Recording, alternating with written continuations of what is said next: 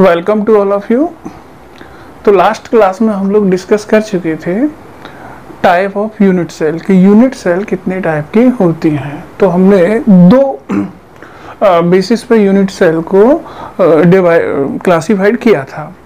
पहला उसमें से था on the basis of arrangement of particles, यानी पार्टिकल के अरेंजमेंट के आधार पर, और दूसरा था on the basis of parameters. आपको पता है कि पैरामीटर्स के अकॉर्डिंग 7 टाइप के यूनिट सेल हो सकती थी। और अगर कोई आपसे पूछे कि ब्रेविस लैटिस कितने हो सकते हैं, तो लास्ट क्लास में हमने डिस्कस किया था कि 14 टाइप के ब्रेविस लैटिस हो सकते हैं। अभी हम लोग बात करेंगे number of particle in unit cell. तो हम लोग बात करेंगे number of particle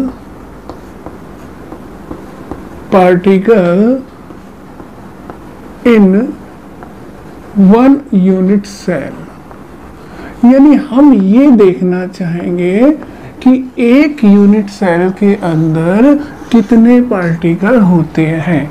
different type की यूनिट सेल होती हैं, ये आप लोग जानते हैं।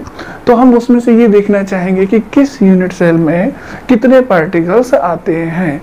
तो देखो, ये चीज जानने से पहले मैं आपको कुछ एक चीजें बताता हूँ, वो बातें आपको ध्यान रखनी है। क्या? जैसे सबसे पहले मैं एक क्यूब ड्रॉ करता हूँ। क्या ड्रॉ करता हूँ? क्यूब। मान लो मैंने ये क्यूब ड्रॉ किया, ठीक है? ये क्या है? क्यूब। होपफुली अब तो आप सभी लोग क्यूब को अच्छे से बना लेते होंगे और पहचान भी लेते होंगे, है ना? तो ये क्यूब है, ठीक है? अब मुझे बताइए जरा कि इस क्यूब के अंदर ये वाला पॉइंट, बिल्कुल बीचों बीच वाला मिड वाला पॉइंट जो है, वो किसको बताता है? ये मिड वाला पॉइंट बॉडी सेंटर को बताता है। किसको बताता है? बॉडी सेंटर को। बॉडी सेंटर को, ये तो आप जानते ही हैं कि किसी भी बॉडी के अंदर एक सेंटर होगा बीचों बीच में, और उसे हम लोग क्या कहेंगे? Body centre. अब मान लो मैं इस बॉडी सेंटर पर कोई पार्टिकल रख देता हूं, तो जरा सोच करके बताओ कि ये पार्टिकल जो बॉडी सेंटर पर रखा है वो केवल और केवल इसी यूनिट सेल के अंदर तो होगा। इसका कोई भी हिस्सा क्या यूनिट सेल से बाहर निकलेगा? नहीं। ये बिल्कुल वैसे हो गया जैसे आप किसी बॉल को कमरे के बीचों बीच में उसके सेंटर पर रख दें। जब आप बॉल को कमरे के बीचों बीच में उसके सेंटर पर रख देंगे तो बॉल कंप्लीटली जो है उस रूम के अंदर ही रहेगी, उसका कोई भी पार्ट रूम से बाहर नहीं निकलेगा। इसका मतलब ये जो पार्टिकल है ना, ये completely inside the unit cell है। ये पूरी तरह से यूनिट सेल के कहाँ है? अंदर है। इसलिए इस यूनिट सेल में इस पार्टिकल का कंट्रीब्यूशन जो है ना, वो 100% है। कितना है? 100%, क्योंकि ये पार्टिकल पूरी तरह से केवल और केवल इसी यूनिट सेल के अंदर है। और जब कंट्रीब्यूशन 100% होता है तो पूरा का पूरा 1 पार्टिकल यूनिट सेल के अंदर होता है। तो 1 पार्टिकल इन यूनिट सेल, क्योंकि ये पूरी तरह से इसी यूनिट सेल का हिस्सा है। क्लियर है सबको? यानी अगर आप किसी क्यूब के बॉडी सेंटर पर कोई पार्टिकल रख देते हैं तो उसका कंट्रीब्यूशन आपको 100% मानना है और उसे पूरा का पूरा उसी के अंदर मानना है। यानी अब मैं आपसे कहूं कि इस यूनिट सेल के अंदर कितने पार्टिकल आपको दिखाई दे रहे हैं, तो आप कहेंगे 1, और वो भी 100% इसी यूनिट सेल के अंदर है। इसका मतलब कंट्रीब्यूशन 100 है तो पार्टिकल की नंबर भी कितनी होगी? 1, यानी 1 पार्टिकल इन यूनिट सेल। अब हम लोग क्या करेंगे? इस पार्टिकल की पोजीशन को धीरे धीरे चेंज करेंगे। कैसे करेंगे? देखो, इस पार्टिकल को यहां से थोड़ा सा शिफ्ट करके, खिसका करके मैं इस पॉइंट पर लाऊंगा। ये कौन सा पॉइंट होगा? फेस सेंटर वाला। फिर मैं फेस सेंटर से इस पार्टिकल को थोड़ा सा शिफ्ट करके इस पॉइंट पर लाऊंगा। ये कौन सा पॉइंट होगा? एज सेंटर वाला, होगा कि नहीं होगा? और फिर मैं एज सेंटर से खिसका करके इसको ऊपर लाऊंगा और ये कौन सा पॉइंट होगा? ये पॉइंट होगा कॉर्नर वाला। तो कितनी पोजीशन है देखो, पहले बॉडी सेंटर से थोड़ा सा शिफ्ट किया फेस सेंटर से फिर शिफ्ट किया एज सेंटर, और एज सेंटर से फिर शिफ्ट करूंगा कॉर्नर पर, और ये जानने की कोशिश करेंगे कि कितना कितना कंट्रीब्यूशन किस पोजीशन पर यूनिट सेल के अंदर आ रहा है। ठीक है, तो अब मैं क्या करता हूं, यहाँ एक दूसरा क्यूब ड्रॉ करता हूं। ठीक है, मैं क्या कर रहा हूं, एक दूसरा क्यूब यहाँ पर ड्रॉ कर रहा हूं। तो ये देखो मैंने क्यूब ड्रॉ कर दिया है। ठीक है, जैसे ही मैं इस क्यूब को ड्रॉ करूंगा तो मैं इसके एक फेस को नोटिस करूंगा। तो बताओ ये जो पॉइंट मैंने बनाया है ये किसको बता रहा है? ऑब्वियसली ये इस फेस का क्या है? सेंटर है। क्लियर है सबके दिमाग में? यानी ये फेस सेंटर है। क्या है? Face centre. ये बात आप अच्छे से समझ लेना जो मैं बता रहा हूं। ठीक है, अब मान लो इस पार्टिकल को मैं खिसका कर यहां ले आया फेस सेंटर पर। ठीक है, तो देखो इन जनरल तो आपको कुछ नहीं करना, आपको क्या करना है, जैसे जैसे मैं पार्टिकल को खिसका कर उसकी पोजीशन को चेंज कर रहा हूं, शिफ्ट करके पोजीशन चेंज कर रहा हूं, वैसे वैसे आपको उसका कंट्रीब्यूशन आधा कर देना है, आधा कर देना है। यानी मैं क्या कह रहा हूं, आप यहां से शिफ्ट करके फेस सेंटर पर ले आए, यहां कितना था 100%, तो यहां हो जाएगा 50%। ठीक है, फेस सेंटर से एज सेंटर पे ले आओगे, यहां था 50%, तो एज सेंटर पर जैसे ही लाओगे 50% का भी आधा यानी 25% हो जाएगा।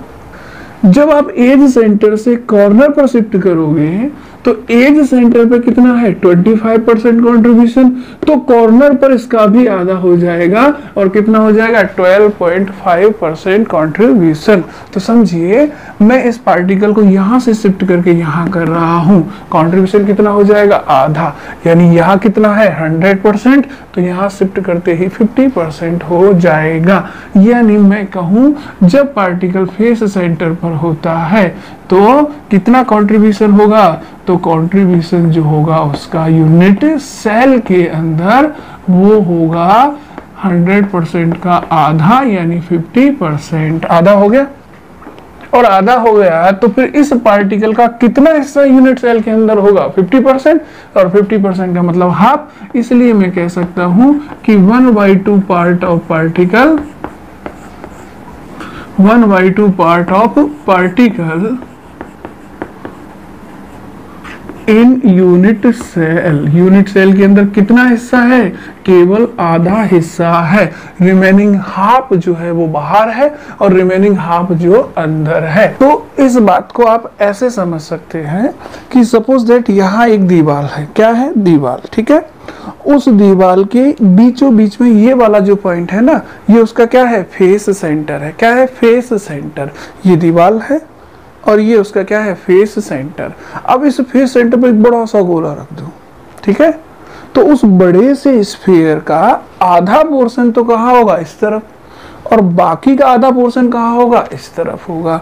तो ये दीवार है, उसके सेंटर पर एक बड़ा सा स्फीयर रखा हुआ है, स्फीयर का आधा पोर्शन इधर और बाकी आधा पोर्शन इधर रहेगा। तो एक रूम के अंदर उसका केवल 50% कंट्रीब्यूशन ही आएगा। इस बात को और अच्छे से हम डायग्राम से भी बता सकते हैं कि भाई मान लो आप कि ये एक क्यूब है, क्या है क्यूब। अब क्यूब के अंदर मैं फेस सेंटर पर पार्टिकल रखना चाहता हूं, तो मान लीजिए मैंने इस क्यूब को दो क्यूब के अंदर डिवाइड कर दिया है, ठीक है। कितने क्यूब है अब ये दो। अब आप खुद ही सोचो कि अगर ये वाला जो पॉइंट है ये इस फेस का क्या होगा सेंटर होगा, होगा कि नहीं होगा। अब आप खुद सोचो यदि मैं इस फेस के सेंटर पर कोई पार्टिकल रखूं बड़ा सा स्फेरिकल पार्टिकल, तो उस स्फीयर का आधा हिस्सा तो इस वाले क्यूब में आएगा और शेष आधा हिस्सा इस वाले क्यूब में आएगा। यानी सपोज मैंने एक पार्टिकल यहां रख दिया है, तो उसका आधा हिस्सा तो मुझे कहाँ दिखाई देगा, इस वाले क्यूब के अंदर, सही है। रिमेनिंग जो 50% पार्ट है वो कहाँ दिखाई देगा, वो दिखाई देगा मुझे इस क्यूब के अंदर। क्लियर है। तो मैं ये कह सकता हूं कि 50% तो इस वाली क्यूब में है और 50% इस वाली क्यूब के अंदर है। क्लियर है सबके दिमाग में। यानी कभी भी आपने अगर फेस के सेंटर पर पार्टिकल रख दिया है इस पोजीशन पर, तो उसका आधा अंदर होगा और आधा बाहर। तो कितना कंट्रीब्यूशन लेना है, 50%, मतलब कितना part, 1/2 part of particle in a unit cell. Clear सबके दिमाग में। अब देखो मैं यहां था, यहां 100% था, मैं इसको शिफ्ट करके फेस सेंटर पे ले आया, कितना हो गया 50%। अब मैं इसको शिफ्ट करके कहां ले आऊंगा, एज सेंटर पर, तो अगेन कितना हो जाएगा, आधा। 100 का आधा 50 और 50 का भी आधा 25%। तो अगली पोजीशन जो होगी वो कौन सी होगी, देखो जरा। अगली पोजीशन में मान लो मैंने एक क्यूब बनाया, ठीक है, और उस क्यूब के किसी भी एज पर, एज तो समझते हैं आप लोग, किनारा, तो किसी भी किनारे के सेंटर पर मैं एक पार्टिकल रख रहा हूं। तो ये एज है और इस एज का सेंटर क्या है, ये वाला पॉइंट, ठीक है। तो ये कौन सा पॉइंट है, एज सेंटर। ये तो आप अब तक समझ ही चुके होंगे, ठीक है। और अगर ये एज सेंटर है तो इस जगह में एक पार्टिकल रख देता हूं, ठीक है। तो अब इसका कितना कंट्रीब्यूशन होगा, 100 का आधा 50 और 50 का भी आधा 25%। तो कंट्रीब्यूशन कितना हुआ, कंट्रीब्यूशन होगा इसका, कंट्रीब्यूशन होगा कितना, 25%। क्लियर है।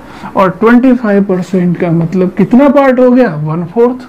इसका मतलब 1/4 part of particle in unit cell, ठीक है।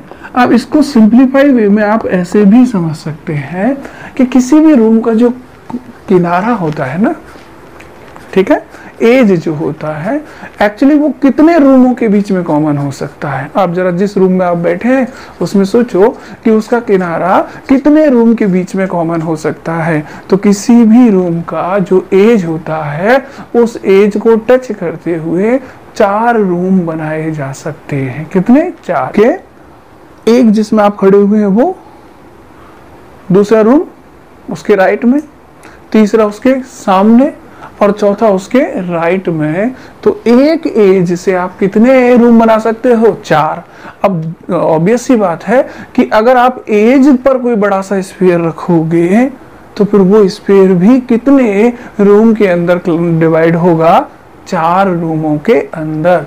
इसलिए एक रूम में उसका कितना हिस्सा आएगा, केवल 25%। मैं डायग्राम से भी बता सकता हूं। देखो जरा, मान लो मैं एक क्यूब बनाता हूं और इस बार हमें क्यूब को 4 स्मॉल क्यूब में डिवाइड करना होगा, ठीक है। तो हमने क्या किया, पहले एक लार्ज क्यूब ड्रॉ किया और अब हमने उस लार्ज क्यूब को 2 स्मॉल क्यूब में डिवाइड किया और फिर हमने उसे 4 स्मॉल क्यूब में इस तरह से डिवाइड कर दिया। क्लियर है, ठीक है। अब मैं क्या कर रहा हूं, कंप्लीटली डिवाइड करने के लिए इसको इस तरह से मिला रहा हूं, ठीक है। अब बताओ जरा कितने क्यूब हो गए, 4, 1 2 3 4। क्लियर। अब मैं इस एज की बात कर रहा हूं, इस वाले एज की, ठीक है। इस एज के बीचों बीच वाला पॉइंट क्या होगा, एज सेंटर, ठीक है। अब आप खुद ही देखो इस एज से कितनी क्यूब ड्रॉ हो रही हैं। ये एज कितने क्यूब के बीच कॉमन है, ये एज 4 क्यूब के बीच में कॉमन है। पहली ये वाली क्यूब, उसका भी एज है ये, दूसरी ये वाली क्यूब, इसका भी एज है। मैं क्या कह रहा हूं, पहली ये वाली क्यूब, उसका भी एज है ये वाली क्यूब दूसरी, इसका भी ये एज है, तीसरी इसका भी एज है और चौथी इसका भी ये क्या है, एज है। यानी ये जो किनारा है ना, ये वाला, ये 4 क्यूब के बीच में कॉमन है। इसलिए अगर आपने यहाँ कोई पार्टिकल रख दिया है तो डेफिनेटली उसके 4 हिस्से होंगे। कितने हिस्से होंगे, 4। इसलिए एक क्यूब के अंदर कितना हिस्सा आएगा, 25%। तो आप यहां से समझ सकते हैं कि केवल 25% ही एक क्यूब को मिलने वाला है। बात को क्लियरली समझ रहे हैं ना, कि आपको क्या करना है, एक रूम जिसमें आप खड़े हैं उसको अज्यूम करना है, उसके एक किनारे को अज्यूम करना है और सोचना है कि उस किनारे से कितने रूम कॉमन हो सकते हैं। तो एक तो वही रूम होगा जिसमें आप खड़े होंगे, एक उसकी जस्ट राइट में होगा उसी किनारे से, एक आपके सामने होगा और एक सामने वाले रूम की जस्ट राइट में होगा। टोटल कितने रूम बन सकते हैं, 4। इन शॉर्ट में आप ऐसे भी कह सकते हो कि मान लो एक ये है, ठीक है, और इस रूम में आप खड़े हुए हैं, ठीक है। तो बताओ अगर यहां से देखूं तो ये कितने रूम के बीच में कॉमन है, 4, ठीक है। तो इस तरह से ध्यान रखना, एक एज को आप 4 रूमों में कॉमन कर सकते हो, ठीक है। उसके बाद नेक्स्ट पोजीशन हम लोग लेते हैं, मान लो अब देखो मैं यहां से चला, यहां से 100%, फिर थोड़ा सा शिफ्ट किया 50, फिर मैंने शिफ्ट किया 25, अब मैं शिफ्ट करूंगा यहाँ पर तो कितना हो जाएगा, 25 का भी हाफ, यानी केवल 12.5%। तो जरा इधर ध्यान दे, ये हमारा क्या हो गया, क्यूब, ठीक है। और इस क्यूब में मैं इस पार्टिकल को शिफ्ट कर रहा हूं यहां से यहां, यानी इस बार मैं कहां ले आया हूं, कॉर्नर पर। तो यहाँ कितना है, 25%, उसका भी हाफ कर दो तो ये कितना हो जाएगा, ये पोजीशन कौन सी है, पहले तो कॉर्नर, कितना हो जाएगा, 25 का भी हाफ करो, 12.5%। इसका सीधा सा मतलब है 1/8 पार्ट, कितना, 1/8 पार्ट, यानी इस पार्टिकल का केवल और केवल 1/8 पार्ट ही इस यूनिट सेल के अंदर होगा। रिमेनिंग 7/8 पार्ट जो है वो यूनिट सेल से बाहर होगा। देखो इसे भी हम लोग समझ सकते हैं, अगर आप लोग अज्यूम कर सके तो कैसे, कि मान लो मैंने एक यूनिट सेल लिया है,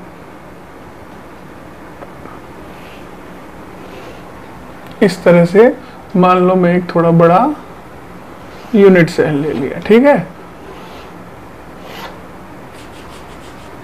ये मैंने यूनिट सेल ड्रॉ किया,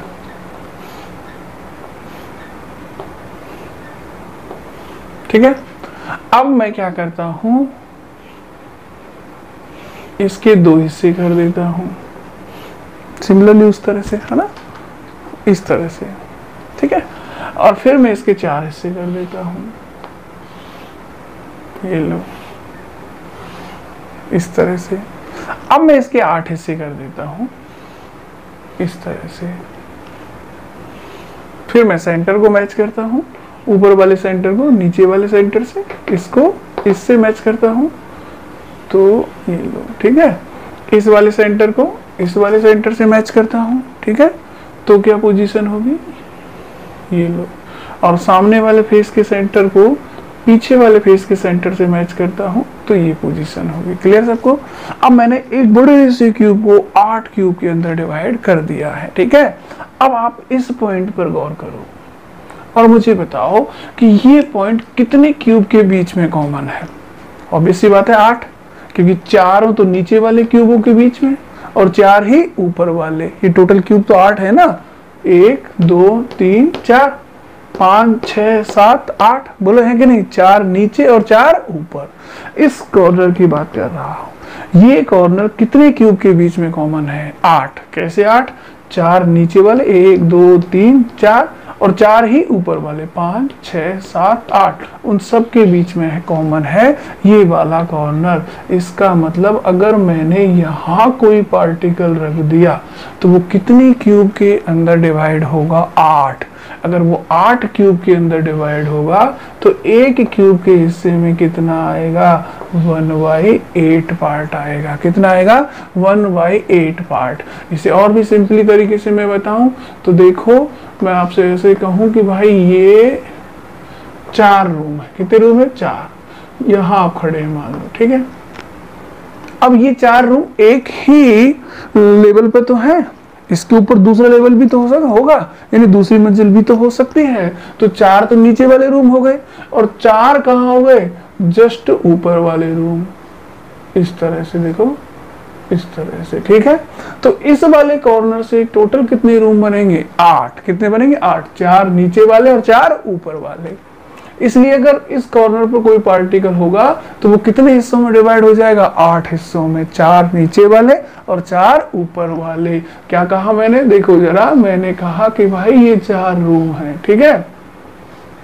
मैं इस कॉर्नर की बात कर रहा हूं। जब तक सिंगल लेवल है तो 4 ही होंगे, लेकिन इसके ऊपर दूसरा लेवल भी तो हो सकता है, मतलब दूसरी मंजिल भी तो हो सकती है। तो मान लो मैंने एक और मंजिल इसके ऊपर बना दी, ठीक है। अब देखो, अब यही कॉर्नर कितनों में बट गया है, 8 में। 4 नीचे वाले और 4 ऊपर वाले। तो कॉर्नर की अगर कभी बात हो तो इस तरह से आप ध्यान रखना कि एक कॉर्नर 8 यूनिट सेल के बीच में शेयर होगा, इसलिए कॉर्नर पर रखे पार्टिकल का 1/8 हिस्सा ही एक यूनिट सेल के अंदर कंट्रीब्यूट करेगा। और इतना कुछ भी याद ना रख सको तो मैंने सिंपल कहा है क्या, कि बॉडी सेंटर पर 100 लेना, फिर आपको इसको शिफ्ट करके फेस सेंटर पे ले आना, आधा कर देना 50%, और शिफ्ट करके एज सेंटर पे ले आना और आधा कर देना, 50 का भी आधा 25%, और शिफ्ट करके कॉर्नर पे ले आना, 25 का भी आधा कर देना 12.5%। इसका मतलब पूरा 1/2, ठीक है। उसके बाद यहाँ कितना होगा, 1/4, और उसका भी आधा कर देंगे तो 1/8 होगा। ये आप समझ ही रहे होंगे कि यहाँ मैंने 1/4 क्यों लिया, क्योंकि एक एज जो होता है वो 4 यूनिट सेल के बीच में शेयर होता है, 4 यूनिट सेल के बीच में कॉमन होता है।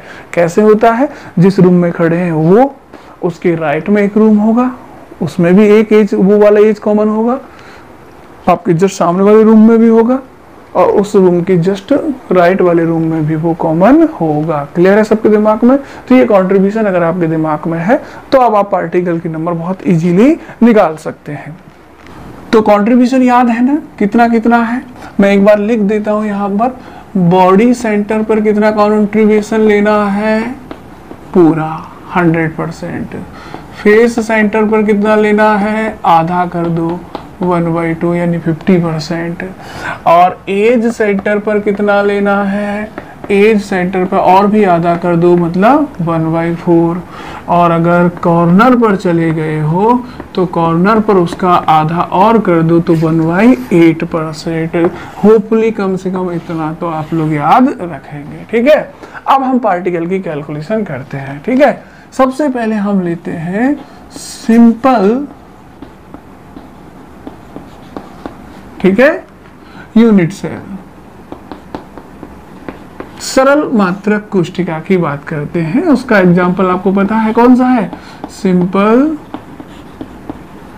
क्यूबिक यूनिट सेल, ठीक है। अब बताओ, सरल घनीय मात्रक कोष्ठिका में पार्टिकल का क्या अरेंजमेंट होता है। अगर यूनिट सेल आपकी सिंपल है तो पार्टिकल केवल और केवल कहाँ होगा, ओनली एट कॉर्नर, केवल और केवल कॉर्नर पर होगा। और अगर पार्टिकल केवल और केवल कॉर्नर पर है तो कंट्रीब्यूशन कितना होगा, 1/8। तो जरा देखो, एक पार्टिकल ये रहा, 1 2 3 4 5 6 7 8, तो पार्टिकल तो आपको 8 दिखाई दे रहे हैं। और आपको पता है कि जब भी क्रिस्टल लैटिस को बनाते हैं पार्टिकल को एक पॉइंट से ड्रॉ करते हैं, मैंने तो फिर भी थोड़े बड़े बना दिए हैं, और उस पॉइंट को क्या कहते हैं, lattice point.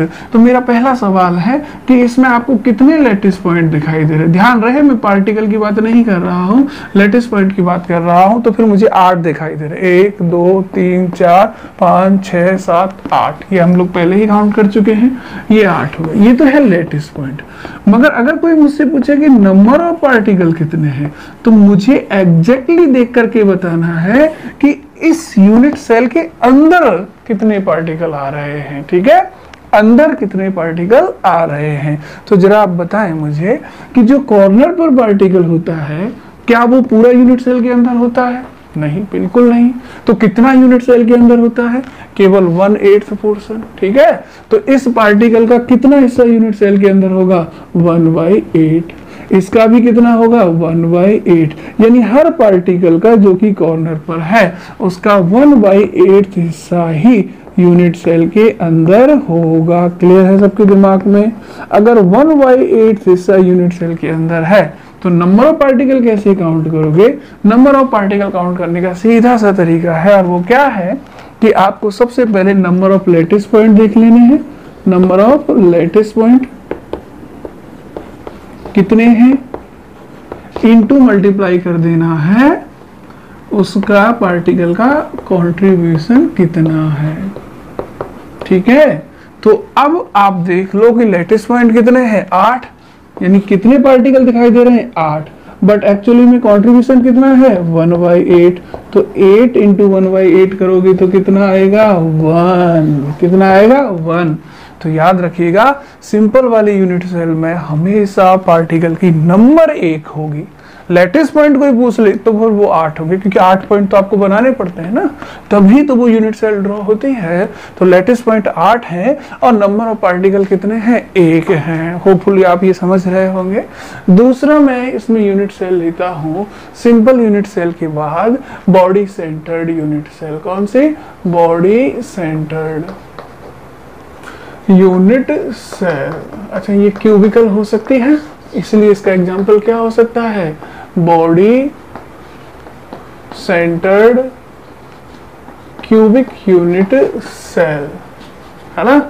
Cubic unit cell, तो इसे बोलते हैं हम लोग BCC। क्या बोलते हैं? BCC। अब ये तो आपको पता ही है कि BCC में पार्टिकल कहाँ होते हैं? कॉर्नर पर। कॉर्नर के साथ साथ देखो, कॉर्नर पर तो हर यूनिट सेल में पार्टिकल होगा, तो कॉर्नर के साथ साथ और कहाँ होते हैं? बॉडी सेंटर पर। तो कितने बॉडी सेंटर होते हैं? एक। तो एक ही पार्टिकल होगा। तो जरा मुझे बताएं, एक पार्टिकल यहाँ, एक यहाँ, एक यहाँ, एक यहाँ, 4 हो गए, 5, 6, 7 और 1 8। क्लियर? और एक कहाँ होगा? बॉडी के सेंटर पर, यानी इस जगह पर। तो एक पार्टिकल यहाँ हो गया। ठीक है, अब मुझे कॉन्ट्रीब्यूशन बताया जाए। कॉर्नर का कितना कंट्रीब्यूशन होता है? 1/8। यानी जो भी पार्टिकल कॉर्नर पे है उनका कंट्रीब्यूशन कितना होगा? 1/8। अच्छा, जो बॉडी सेंटर पे है उसका कितना होगा? अब ये भी बात की हम लोगों ने कि बॉडी सेंटर पर अगर पार्टिकल है तो फिर वो 100% उसी यूनिट सेल के अंदर काउंट करना है, क्योंकि उसका कोई भी हिस्सा यूनिट सेल से बाहर नहीं होगा।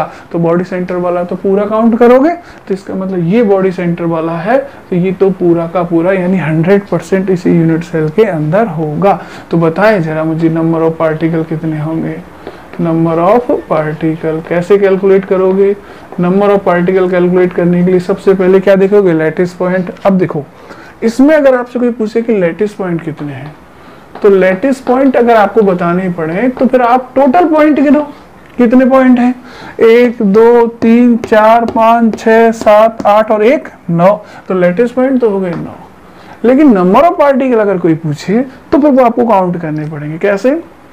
पहले कॉर्नर की पोजीशन की काउंट कर लो, उसके बाद बॉडी सेंटर वाला काउंट कर लो, दोनों का टोटल कर लेना। ठीक है, तो फिर मुझे बताइए, मैं यहाँ शॉर्ट में लिखना चाहूँ तो ये लिख सकता हूँ कि number of particle eight corner, ठीक है, इनटू कंट्रीब्यूशन, उसका कंट्रीब्यूशन। तो ये तो कॉर्नर वालों का हो गया, प्लस बॉडी सेंटर वाला भी तो है, तो बॉडी सेंटर पर number of particle, number of particle, बताओ कितने पार्टिकल आएंगे? हमेशा एक ही आएगा बॉडी सेंटर पर। इनटू क्या करोगे?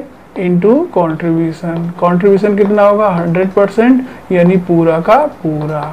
तो जरा बताओ मुझे, सबसे पहले बताओ कॉर्नर पर नंबर ऑफ पार्टिकल या लैटिस पॉइंट कितने हैं? ठीक है, नंबर ऑफ पार्टिकल भी कह देते हैं या नंबर ऑफ LP बोल देता हूँ शॉर्ट में, लैटिस पॉइंट, और यहाँ भी मैं नंबर ऑफ लैटिस पॉइंट ही कर देता हूँ। ठीक है, तो बताओ मुझे कि कॉर्नर पर कितने लैटिस पॉइंट है? 8।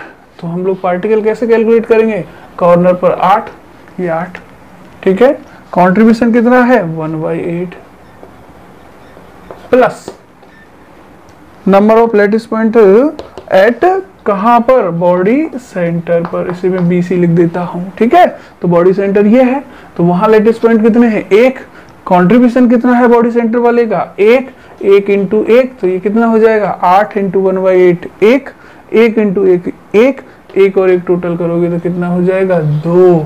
होपफुली आप ये समझ पा रहे हैं कि अगर बॉडी सेंटर टाइप की यूनिट सेल है तो नंबर ऑफ पार्टिकल कितने हो जाएंगे 2। दोबारा देख लें एक बार फिर से, देखो कॉर्नर पे जो पार्टिकल है ना उनका कॉन्ट्रीब्यूशन 1/8 ही होगा, यहाँ से देख सकते हो आप लोग, और जो बॉडी सेंटर पर है ना उसका कंट्रीब्यूशन 100% यानी पूरा होगा।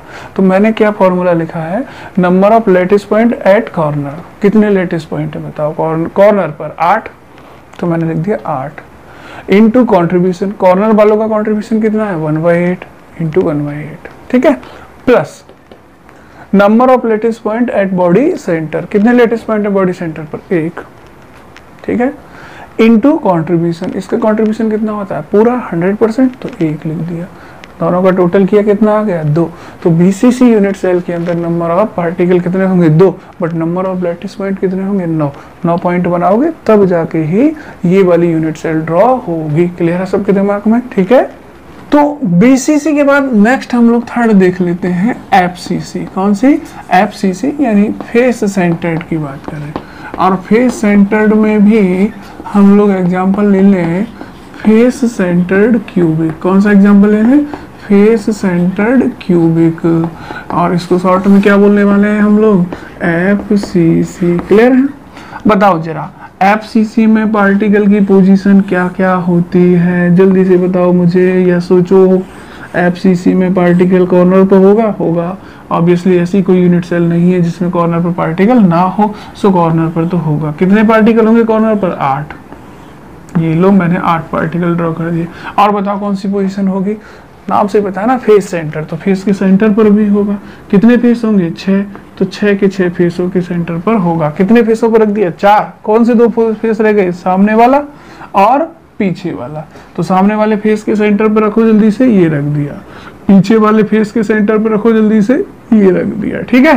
अब आपको इसमें टोटल नंबर ऑफ पार्टिकल बताने हैं, तो जरा मुझे पहले बताया जाए कि लैटिस पॉइंट कितने होंगे, यानी कितने पॉइंट बनाओगे तब जाके ये यूनिट सेल ड्रॉ होगी। तो देखो भैया 8 तो कॉर्नर है, कितने कॉर्नर है 8, तो 8 लैटिस पॉइंट तो कॉर्नर पर होंगे ही, उसके साथ साथ 6 क्या है फेस, इसलिए 6 लैटिस पॉइंट कहाँ होंगे फेस के सेंटर पर। तो टोटल लैटिस पॉइंट कितने होंगे 14। याद रखोगे इस बात को, काउंट कर सकते हैं आप लोग 1 2 3 4 5 6 7 8 कॉर्नर वाले, फेस सेंटर वाला 9 10 11 12 13 और 14, तो टोटल लैटिस पॉइंट कितने होंगे 14। अब मुझे बताइए आप लोग नंबर ऑफ पार्टिकल कितने होंगे, तो भैया नंबर ऑफ पार्टिकल तो आपको कैलकुलेट करने पड़ेंगे। कैसे कैलकुलेट करोगे, तो सबसे पहले लिखोगे number of lattice point at कौन सी पोजीशन कॉर्नर, ठीक है, कॉर्नर पर कितने हैं इनटू उनका कंट्रीब्यूशन कितना है, कितना कंट्रीब्यूशन होता है कॉर्नर वालों का 1/8, ठीक है, प्लस दूसरी पोजीशन क्या है इसमें लैटिस पॉइंट की फेस सेंटर, तो फिर लिखेंगे number of lattice point at face centre, सही है, इनटू क्या करोगे कंट्रीब्यूशन, कितना कंट्रीब्यूशन होता है फेस सेंटर वालों का, फेस सेंटर वालों का कंट्रीब्यूशन होता है 50% 1/2। बस तो क्या करना है वैल्यू रखो, लैटिस पॉइंट कॉर्नर पर कितने हैं 8, कंट्रीब्यूशन कितना है 1/8, प्लस लैटिस पॉइंट सेंटर पर फेस सेंटर पर कितने हैं 6, सही तो है 6 फेस है ना, 1 2 3 4 5 और 1 6, कंट्रीब्यूशन कितना है 1/2। बताओ कितनी नंबर आएगी, ये तो हो गया 1, ये हो गया 3, 1 + 3 = 4, ठीक है। अगर आपसे कोई पूछे कि FCC यूनिट सेल में कितने पार्टिकल होते हैं, आंसर आएगा 4। किस तरह से होते हैं, इस तरह से होते हैं। क्लियर है सबके दिमाग में, लैटिस पॉइंट कितने होते हैं 14 होते हैं। ध्यान रहे, कई बार वो लैटिस पॉइंट पूछ लेता है और हम लोग पार्टिकल बता देते हैं, और कई बार पार्टिकल पूछ लेता है हमें पता नहीं होता, हम सीधा गिनकर लेटिस पॉइंट बता देते हैं। तो ये चीज भी आपको ध्यान रखनी है, ठीक है। अब हम फोर्थ हम लेते हैं कौन सी, एंड सेंटर्ड, कौन सी, एंड सेंटर्ड यूनिट सेल, ठीक है। ये नॉर्मली क्यूबिकल नहीं होती है। एंड सेंटर्ड यूनिट सेल का क्या मतलब होता है कि भैया आपको एक यूनिट सेल लेनी है और उसके कॉर्नर पर तो पार्टिकल होगा ही, क्योंकि कॉर्नर पर नहीं होगा तो यूनिट सेल ड्रॉ ही नहीं हो सकती। तो उसके 8 कॉर्नर पर 8 पार्टिकल रख देने हैं। क्लियर सबके दिमाग में? और बताओ अब पार्टिकल कहाँ आएगा? एंड सेंटर है ना, अंतः केंद्रित मात्रक कोष्टिका, तो दो अपोजिट फेस के सेंटर पर होगा। लास्ट क्लास में बात कर चुके हैं। यानी छत है तो फर्श पर रख देना, दाएं वाला फेस ले रहे हो तो बाएं वाले पर रख देना, सामने वाला फेस ले रहे हो तो पीछे वाले पर रख देना। तो फिलहाल हम लोग क्या करते हैं, छत के सेंटर पर रख दें एक पार्टिकल और एक पार्टिकल रख देते हैं हम फर्श के सेंटर पर। क्लियर सबको? अब बताओ लेटिस पॉइंट कितने दिखाई दे रहे हैं? अब भाई अब तो बता सकते हो, 8 तो कॉर्नर पर दिख रहे होंगे और 2 फेस सेंटर पर दिख रहे हैं। टोटल कितने हो गए? 10। तो लेटिस पॉइंट तो हो गए 10, ठीक है। नंबर ऑफ पार्टिकल बताए जाए कि नंबर ऑफ पार्टिकल कितने होंगे। अब तो आप खुद ही कैलकुलेट कर सकते हो, मुझे करने की जरूरत नहीं है। सबसे पहले number of lattice point at corner कितने हैं? 8। कंट्रीब्यूशन कितना है? 1/8 कॉर्नर वालों का, plus number of lattice point at face centre कितने हैं? 2। तो 2 फेस सेंटर पर लेटिस पॉइंट, कंट्रीब्यूशन कितना? 1/2 हाफ होता है। यहाँ से कितना होगा? 1 और यहाँ से भी कितना होगा? 1। कितने लेटिस पॉइंट, कितने पार्टिकल आएंगे? 2। क्लियर है सबके दिमाग में? तो एंड सेंटर्ड यूनिट सेल के अंदर भी नंबर ऑफ पार्टिकल कितने होंगे? 2 होंगे, ठीक है। अब आपके लिए एक सवाल, ठीक है। आपको क्या करना है? Calculate number of particle in edge centre, edge centred unit cell, ठीक है। एज सेंटर यूनिट सेल का मतलब समझ गए हैं? क्यूबिकल हो सकती है कि पार्टिकल जो होगा वो एज के सेंटर पर होगा। तो जल्दी से सोच लीजिए भाई, मैं बताऊं उससे पहले सोच कर रखिए कि एज सेंटर्ड वाली कंडीशन में कितने पार्टिकल होंगे, कहाँ कहाँ होंगे, ये भी देखिएगा, ठीक है। बताओ क्या पार्टिकल कॉर्नर पर होगा? ऑब्वियसली होगा, क्योंकि कॉर्नर के बगैर तो आप यूनिट सेल ड्रॉ ही नहीं कर पाएंगे, ठीक है। 8 हो गए। बताओ और कहाँ होगा? हर एज के सेंटर पर, एज तो समझते ही ना, और सेंटर ये रहा, ठीक है। एक पार्टिकल, दूसरा, तीसरा, चौथा, 5वां, 6वां, 7वां, 8वां। कितने एज होते हैं? 12। अभी कितने पार्टिकल आए? 8। तो फिर देखो 9वां, 10वां, 11वां और 12वां, ठीक है। 12 पार्टिकल कहाँ आ गए? एज सेंटर पर, और 8 पार्टिकल कहाँ आ गए? कॉर्नर पर। बताओ how many lattice point? Lattice point कितने हैं? क्लियर, जल्दी से बताइए। तो लेटिस पॉइंट कितने हैं? 8 तो कॉर्नर पर है और 12 कहाँ है? एज सेंटर पर। तो 8 + 12 करोगे तो कितना हो जाएगा? 20। ध्यान रहे ये लेटिस पॉइंट की नंबर है और मैंने आपसे पूछा है नंबर ऑफ पार्टिकल। तो फिर मुझे बताएं कि अगर हमें नंबर ऑफ पार्टिकल बताने हैं, क्या बताने हैं?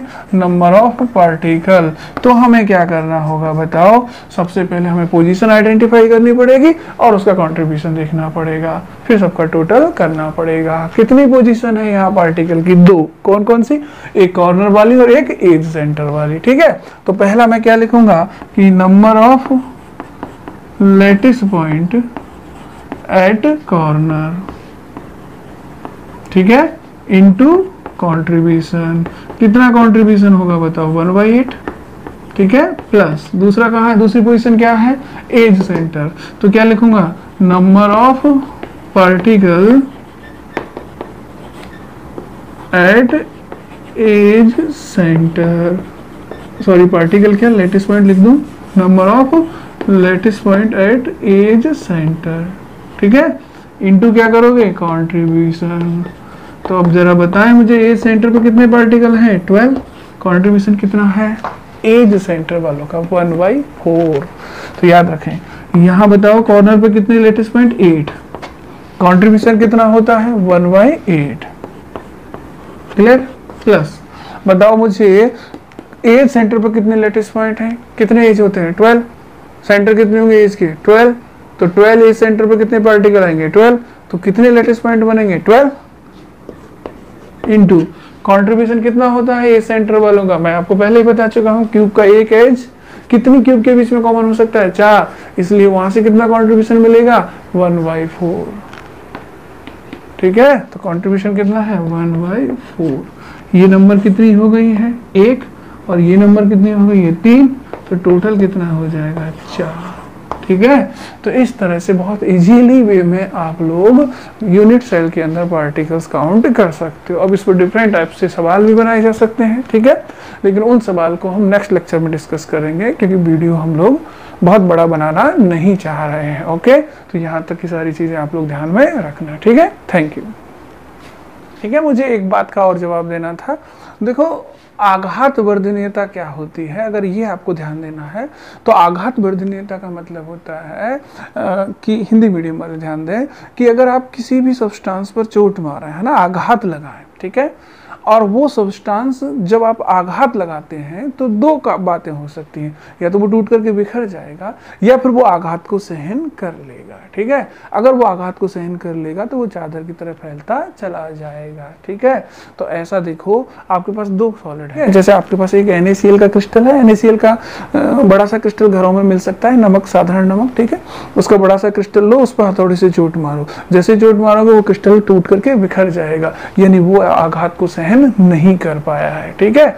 लेकिन अगर आप एक लोहे का क्रिस्टल लो या लोहे का कुछ भी मेटल लो लोहे का, उस पर आप हथौड़े से चोट मारिए, वो उस चोट को सहन कर जाएगा, टूटकर नहीं बिखरेगा। कंटिन्यूस चोट मारते चलेंगे, वो सहन करता जाएगा मगर चादर की तरह फैलता चला जाएगा। इसे कहते हैं आघात वर्धनीयता। तो मेटल नॉर्मली कैसी होती है, आघात वर्धनीय होती है, उस पर आप चोट मारते चलेंगे, वो उस आघात को सहन करती जाएंगी, बिखरेंगी नहीं, टूटेंगी नहीं, बस चादर की तरह फैलती चली जाएंगी, ठीक है।